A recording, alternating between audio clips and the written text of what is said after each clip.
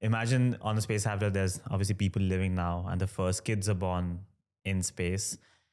Let's talk about the identity crisis that I'm sure is going to come with this. Already, I personally faced it like a third generation kid. Our parents are from a certain country. I grew up in a different country, and you have that disconnect.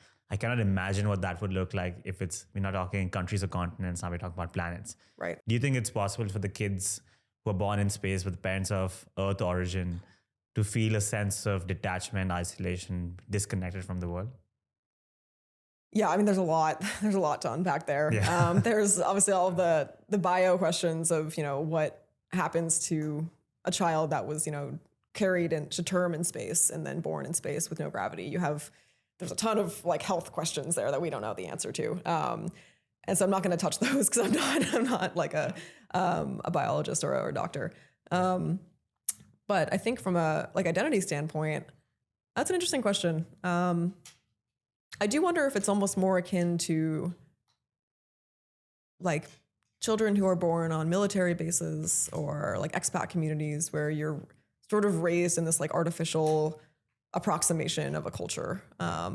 So maybe you're like at an embassy somewhere, but you're never really like, obviously space is different because it's not like a foreign culture so much as just like alien location. Yep. So maybe you're kind of, these references to whatever it be, like American culture or whatever culture, your family is from in space. I mean, it's like, but you're not actually growing up in your parents' home country. So if, they're from Japan, you've never actually been to Tokyo, but you know all these like foods approximated through space food version of that thing. And so I'd imagine it would be a lot of being like a second gen or third gen, like maybe kid who kind of has this this almost like secondary identity. I think about that a lot with like, I'm Canadian and of Ukrainian descent. And so there's a big Ukrainian Canadian population. But when that kind of thing happens, you end up with this like almost like tertiary culture that sprouts up in these places where things like myths diverge, like foods diverge, culture diverges. So suddenly you have like, well, that's like the real Ukrainian thing, but then you have like the Ukrainian Canadian thing that's like a little bit different and is like the Shein version or like the like off-brand version of pierogi or whatever it is, right? Yeah. So, yeah. And then over time, that might mutate into like its own culture, right? Right, exactly, yeah. You mentioned the different types of art and forms of art and culture that space habitats would have.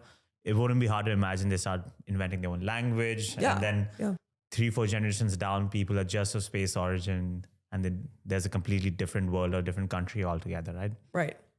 You see it in like sci-fi, right? You see people who are like spacers, right? And like you get this language pop up like, oh, that person's a Terran, they're from Earth. There's a divide there, right? And so I think there's already language there that people at, smart science fiction writers have thought about in terms of kind of slang and word choice that people like that would maybe invent and use.